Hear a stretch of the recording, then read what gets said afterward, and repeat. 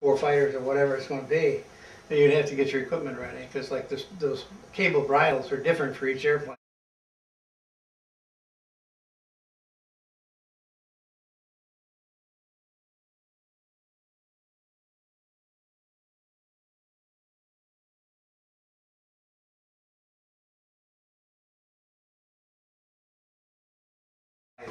So if we had to do 10 fighters, and we had to make sure we had 10 cables available.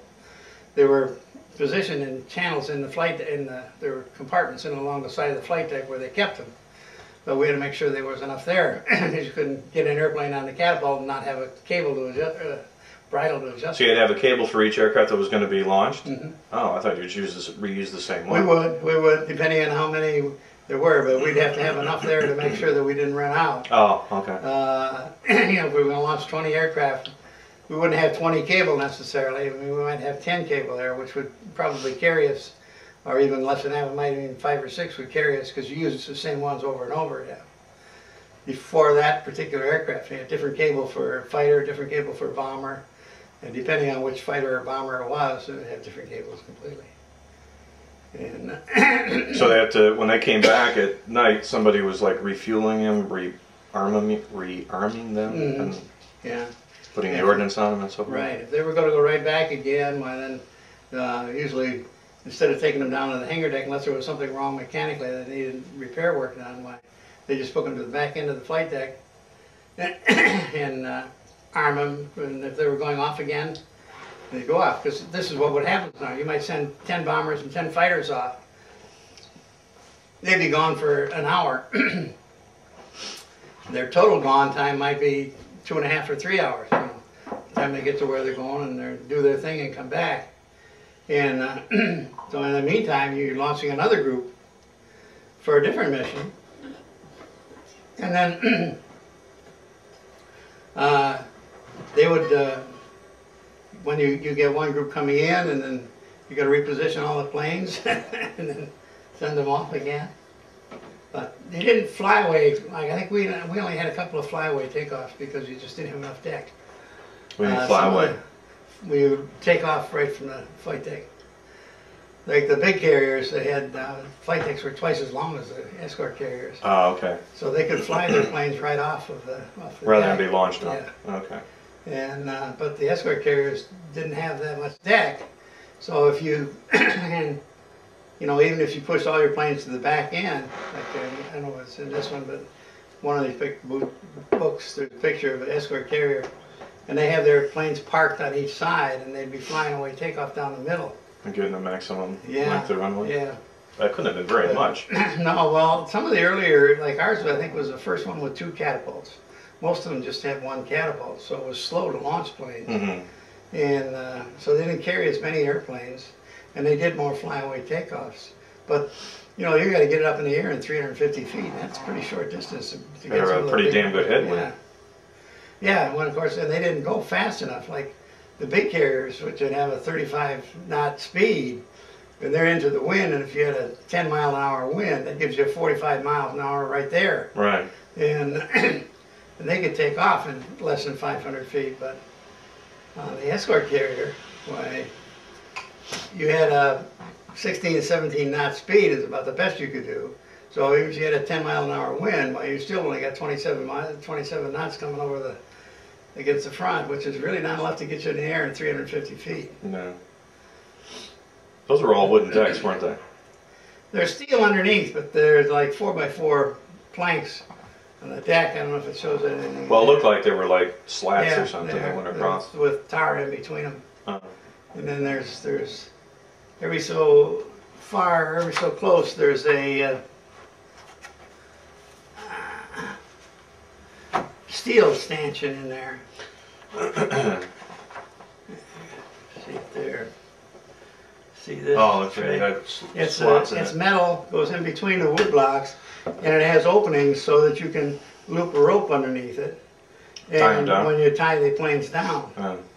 And so they're spaced about every 5 feet apart on the flight deck, so you can get in and tie them down. So other than having the gun go off and a bomb hanging by a thread, you never had any Well, they had quite frequently. They had rockets would be hanging. rockets? Yeah, we had. They had 3.5 and 5 inch rockets were that came on rather late in the war, and they were a very popular ordnance with the fighter pilots because they could hang about 10 of them underneath their wings, and they launched almost by their machine gun.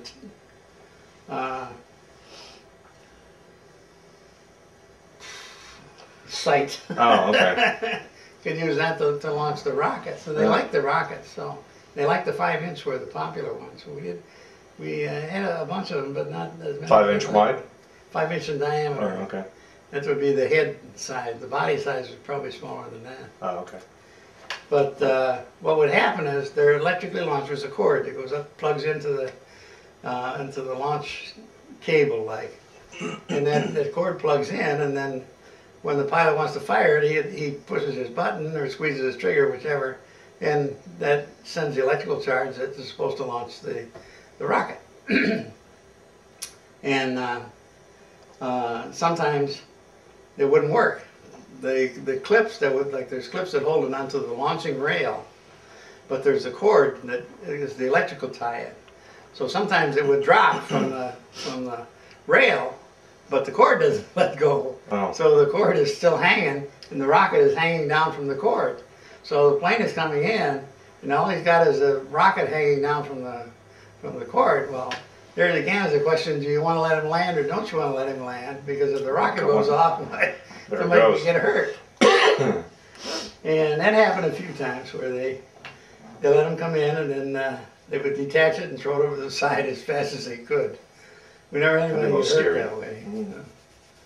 But sometimes if a plane was badly damaged in a landing attempt, like we had one time that was one of the F4U fighters. He came in and he got a wave off, but he was too low. And so he bounced on the deck, and he was going off to the side. As he got to the side of the deck, along the side of the deck there, we had a large stanchion where we had some 20 millimeter, and we had two quad 50 caliber turrets, anti-aircraft guns there. Oh, so he caught one of the turrets and pulled it right out of the. He caught him on his rear stabilizer on the left-hand side, and it just pulled the turret right out of the socket and smashed it down. But it did a lot of damage to the airplane on the horizontal stabilizer and his rudder, and it went on up. Well, the kid still wanted to land. Oh, it was still airworthy. Yeah, he was flying. Oh.